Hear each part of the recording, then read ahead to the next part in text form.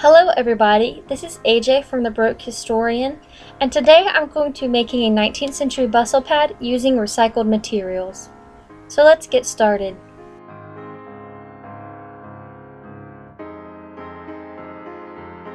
Before I started any kind of sewing, I went onto Pinterest and Google and I researched and looked at historical, accurate bustle pads from the time era.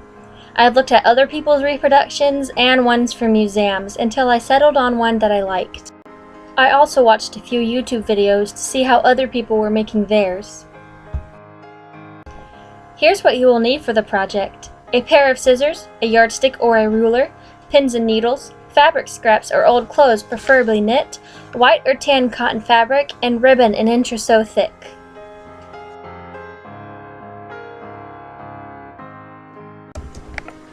On a piece of parchment paper, I traced out the shape of my bum, making sure that there were no gaps in the pencil marking.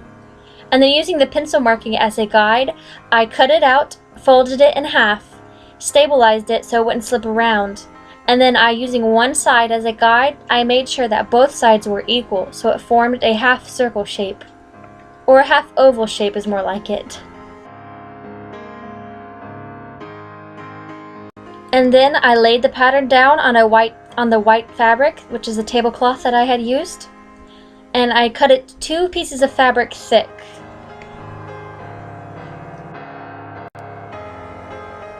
And then I got my yardstick, you can use a yardstick or a ruler, and I marked the center of the piece of fabric.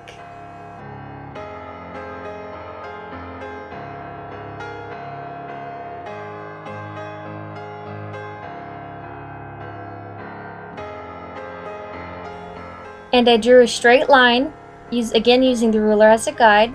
I drew a straight line all the way down the center of the fabric. And then one side on each of that. I wasn't sure if I wanted them to be diagonal lines or straight lines, but I went ahead and went with straight lines because it would be easier to sew and stuff later on.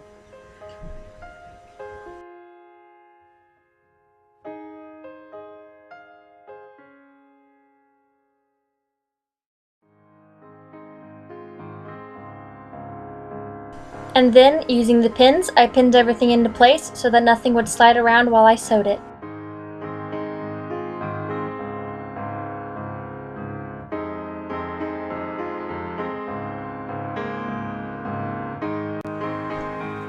And then I took it to my sewing machine and sewed around the edge and up the pencil lines, again using them as a guide so the lines would be straight.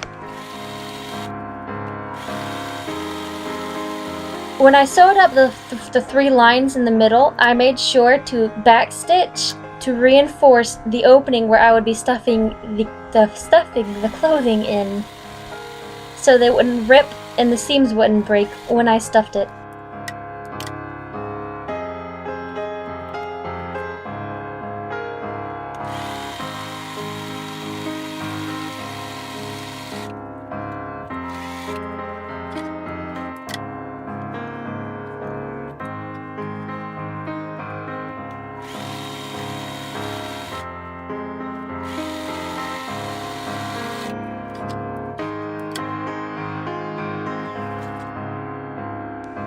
And then after it was all sewn up, I attached a ruffle to the outside edge just to cover up that raw edge a little bit on the curve.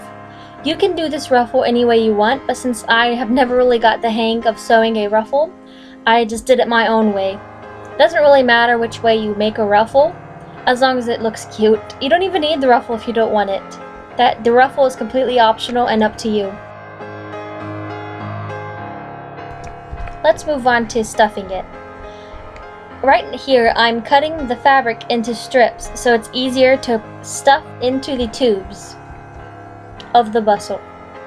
And then, using piece by piece, I went in there and I started stuffing the bustle pad. And I realized that I had gotten too many at first, and the scissors weren't doing a really good job, so I went and got a knitting needle and used that to stuff it down. And I had to start over on this one, I guess it's called a tube. This one too, I had to start over 2 or 3 times and take all the stuffing out of it, just because I kept putting too much in there at first. And here I am doing the other side.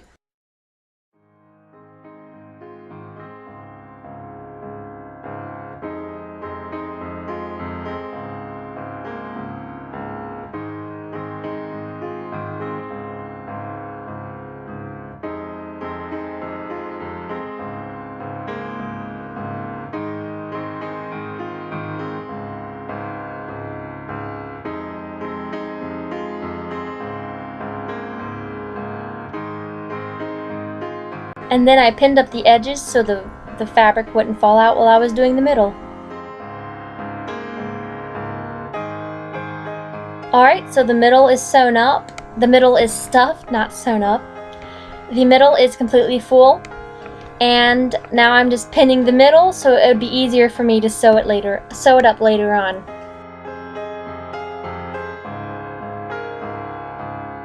And then I brought it over to my machine and I just sewed up that raw edge, going over it a few times to make sure to catch the fabric on the other side.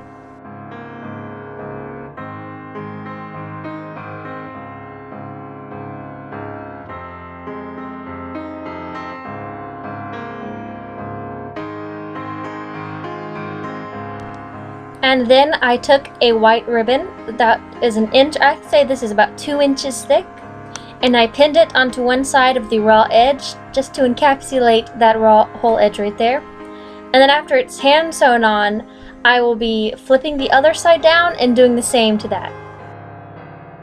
And now begins the fun part, the hand sewing. The bustle was born at the end of the crinoline era, when the shape of the skirt took on a more asymmetrical look. Bustle pads were often used over a traditional hoop skirt to push the back of the skirt out. The circle hoop cage eventually gave way to the bustle cage that we all know and love.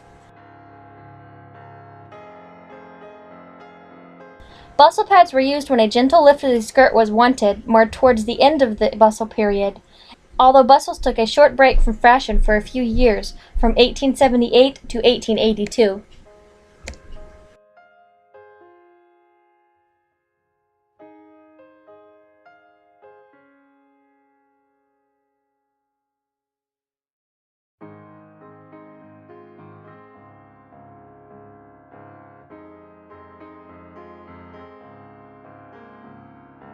That took about 30 minutes and now I'm done. So I'm just going to clip off these little tassel strings that are hanging down. And then I'm going to flip it over and start on the other side. Just start folding it over and pinning it in place. And I can't decide if I want to sew it on the machine or hand sew it again. Although it didn't take too long, I just want the stitches to be firmer and not give way so much. I just did a basic running stitch, hand stitch all the way across, nothing too fancy. I didn't use stuffing or polyester fill, polyfill, whatever you want to call it, because they didn't have that back in the 1800s. They did stuff it with horsehair, but since I'm fresh out of horsehair, I decided to use clothing. Old knit fabric would be best because it's nice and, you know, nice and squeezable. I'd figure out the word, but squeezable will work. So now I'm just pinning it to the other side and deciding whether I want to hand sew it or machine sew it. I decided to go ahead and hand sew it just because this was about 6 layers of fabric and I wasn't about to risk breaking another sewing machine needle because let's be honest, those are expensive and nobody has time to replace a needle.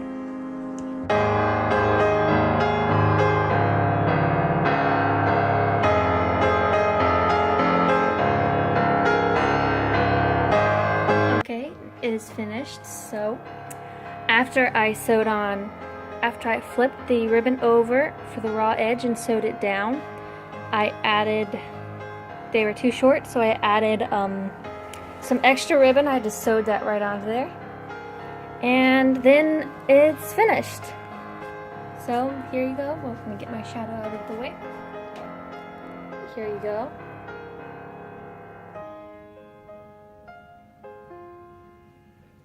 And this is basically it. So this is my first sewing project of 2019. Yay!